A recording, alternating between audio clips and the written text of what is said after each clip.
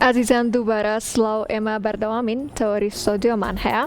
وەکو ئاماژەمان پێکرد وەرجێرەی بەتوانە ئەم ئێوارەیە لە کورسات مەگەزینەوە لەگەڵمان ئابێت کە لە زانکۆی سلێمانی بەشی مێژووی تەواو کردووە و لە هەمان کاتیشا لە وڵاتی رووسیا بە هەمان شێوە بەشی مێژووی خوێندووە و ماستەری هەیە لە مێژوو لە زمانی رووسی با بڵێن.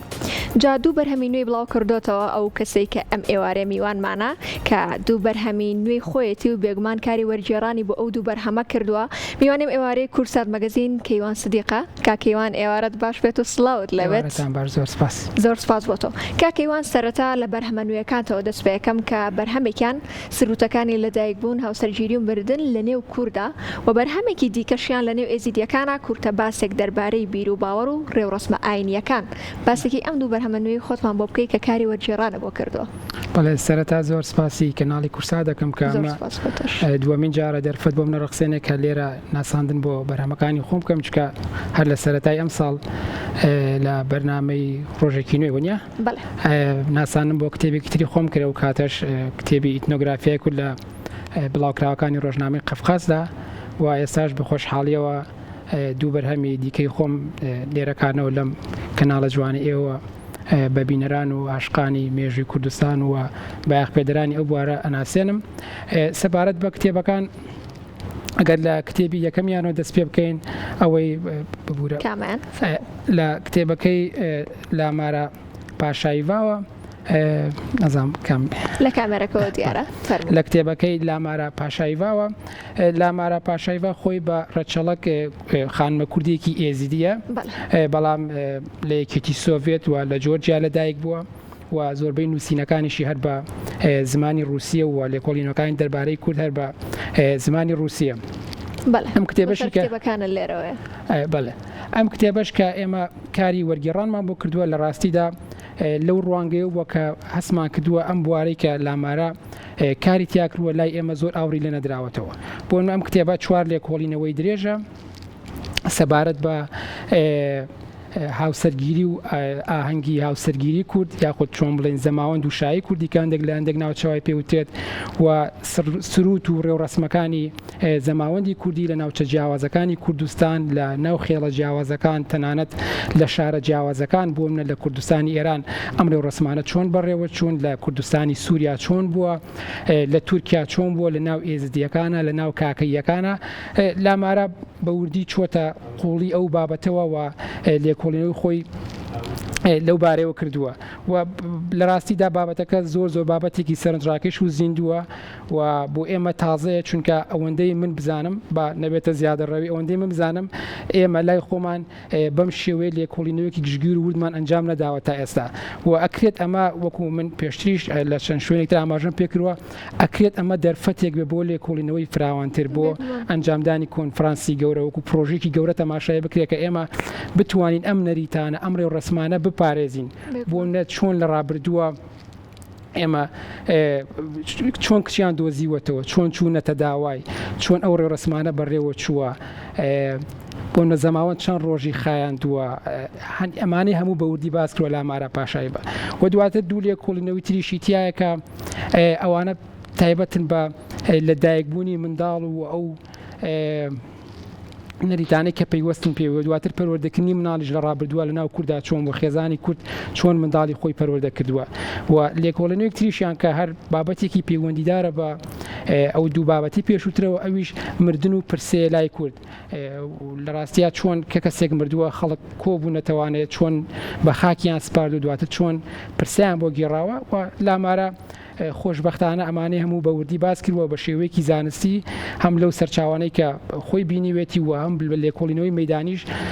ئیشی لەسەر کردووە. کەواتە کاکەیوان با بڵێن پەیامی تۆ چییە کە ئەم جۆرە کتێبانە ئەنووسیت پەیامی مامۆستاکەیوان چییە؟ لە ڕاستیا پەیامی من ئەوەیە کە زۆر گرنگە ئێمە نەک تەنها لە هەوڵی تاکە کەسیە بۆ من ئاگادارم من ئەتوانم قسە دەربارەی ئەو کوردناسی رووسی بکەم یاخود ئەو لێکۆڵینەوەی لەسەر کورتکراوە لە رووسیا چونکە من لەو بوارە ئیژەکەم وە قسە لەسەر بوارێک ناکەم کە پسپۆری خۆم نەبێ یاخود بلەم هەر شارەزایم لی نەبێت بێمە سەر قسەکەی پێشووترم پەیامی منەوەیە کە لە ڕاستیدا پێویستە دامەزراوەکانی ئێمە و حکوومەتی ئێمە ئاور لەم بوارە بداتەوە کۆمەکی ئێمە و خەڵکانی وەک ئێمە بکا کە بتوانین ئەم ئەرشیفە دەوڵەمەندە ئەم گەنجینە دەوڵەمەندەی خۆمان لە وڵاتانی دنیا بهێنینەوانەوە کاری وەرگێڕانی بۆ بکەین ئیشی لەسەر بکەین و بتوانین ئاشنای خوێنەرانی خۆمانی بکەین و کتێبخانی خۆمانی پێ دەوڵەمەند بکەین.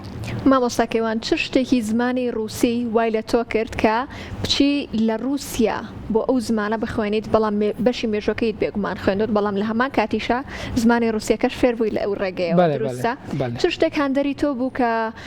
با بڵین کتێبەکانت لە ئەو زمانە وەربژێریتە سەر زمانی کوردی؟ لە ڕاستیدا ڕنگ بێت خەڵکێکی زۆر لە کوردستان زمانەکانی تر بزانێت بۆ منە خەڵکێکی ئینگلیزی بزانێت عەرەبی بزانێت و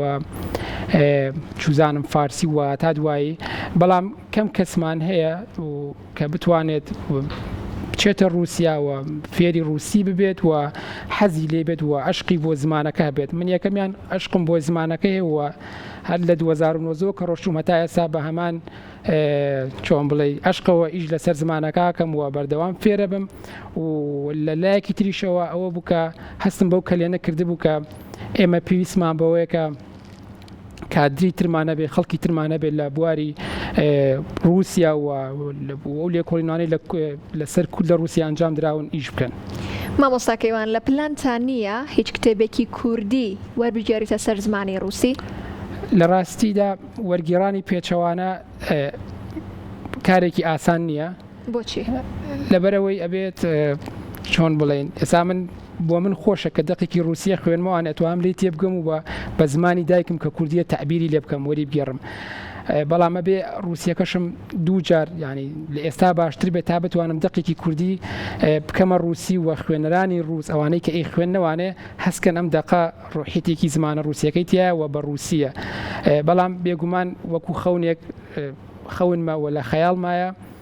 بەڵام ئەبێ زیاتر خۆم پێ بگێنم و ئیش لەسەر خۆم کەم تا بتوانم وەرگێڕانی پێچەوانش لە کوردیەوە بۆ رووسی ئەنجام بدەم. بێگومان بۆ هیوای کە بتوانی ئەو کارەشیان بکەیت. مامۆستاکەیوان من و هەروە هەندێک کەس کە بینەری بەشێک لە کتێبە وەرگێڕاوەکان یاخۆ شعری وەرگێردراوە بن عادەتەن ئەو قسەیەکەن ئەڵێن ئایا کاتێ وەریەگێڕیتە سەر زمانێکی دیکە ئەو هەست و خاستەتی خۆی لە دەست نایە کاتێک کاری وەرگێڕانی بۆکەی واتە بۆ نمونە ئێمە شعرێکمان هەیە وەری ئەگێڕینە سەر زمانێکی دیکە بەڵام ئەو هەستە بۆ دروست ناکات کە لە زمانە ئەسلەکەی خۆیان هەیە. ڕاستە ئەکرێت ئەوە بڵێن زیاتر پەیوەندی بە ئەدەبیاتەوە هەیە چونکە بۆ بابەتی مێژووی زیاتر ئەو کێشەیەمان نییە بەڵام بۆ بابەتی شعر و هۆنراوە و هەندێجا هەندێک دەقی ئەدەبی زۆر قورسەت و هەمان ئەو ڕۆحیەتی پێبیتەوانێت کە بە زمانە ڕەسەنەکەی خۆیەتی بەڵام لێشت ناشارمەوە هەندێک وەرگێڕی زۆر بەتوانامان هەن کە ئەزمونێکی باشیان ێوە هەم زمانی وەرگێردرا و ئەوەی کە لێ وەرەگێڕن و ئەوەی کە بۆشی وەرەگێڕن واتە زمانی ڕەسەنی خۆیان و زمانی لێشی وەرەگەڕن زۆر بە باشی ئەزانن و چۆن بڵێ واتە لە مێژووە ئەو کێشانە دروست نابێت کاتە کتێبێکی مێژووی وەرئەجاریتە سەر زمانی کوردی. لە مێژووە کەمتر بەو پێی ئێمە زیاتر زانیاری ئەگوازینەوانێ ئەوەندە ئیش لەسەر هەست و جوانی دقەکە ناکەین ڕاستە هەندێک دقی هەندێک دقی تایە بێگومان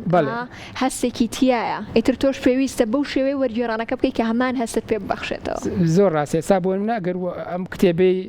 ئەمەی لەناو ئێزیدیەکان بەڵێ ئەوەی ئیلیسێڤ وەرگرین لە ڕاستیدا زۆر بە زمانێکی ئەدەبی و شعری نووسراوە من زۆر ماندووی کردمەوە کتێبە و کاتێکی زۆری ویست هەتا وەرم گێڕاوە چەنە بە قەبارە بچووک دەرەکەوێ بەڵام زانیاری زۆری تیا و بە زمانێکی زۆر ئەدەبیش نووسراوە ینی بۆ منە بە چەند لاپەڕە بە چەند پەرەگراف ئەم ئیلیسێڤ مەبەسم نووسەرەکەی وەسفی سروشتی کوردستانەکە وەسفی مانگەشەوەکە وەسفی ئەستێرەکانەکات ئەی ئەمانە کتێبە کوردێکی جوامەری گێڕی دەبێت جاری وایە 2 سەعات بە دوای وشەیەکە بگەڕێیت بۆ منە بۆی بەرامبەرێک بێت حەق بدەیت بە وشە ڕووسیەکە تا لە کوردیشە هەمان جوانی خۆی پێ بەخشیت بەڵام بەڵێ لە مێژوویشە ئەو کێشەیە هەیە بەڵام لەم کتێبە ڕوبەڕووی ئەمە نەبوومەوە چکا وەکو پێشتر باسم کرد زیاتر گواستنەوەی زانیاریە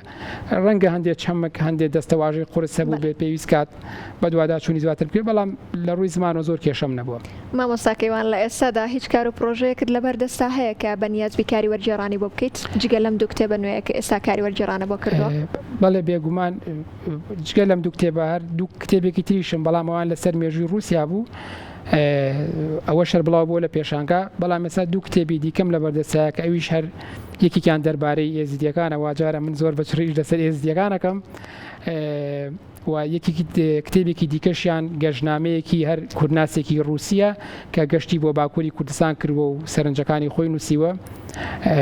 ئەگەر خواتە من با ئینشاءڵڵا بەنیازم ئیش لەسەر ئەو دوانە بکەم ئینشاءڵڵا لە داهاتەوە بەرهەمەشیانت بڵاوکەیتەوە ئێمەش بە خۆشحاڵی و لە کورسات مەگەزینەوە دووبارە بانگەشت دەکەینەوە مامۆستاکەیوان ئێمە هیچ شتێکمان نەماوە جگە لە سوپاسکردنی بەڕێستان ئەگەر تۆ هەرچیەکت ماوە فەرموو بڵێ سپاسانەکەم وەڵام منیش زۆر خۆشحاڵ بووم و سپاسی ئەم دەرفەتاکەم کە بۆ منتان ڕەخساند زۆر سپاس بۆ تۆش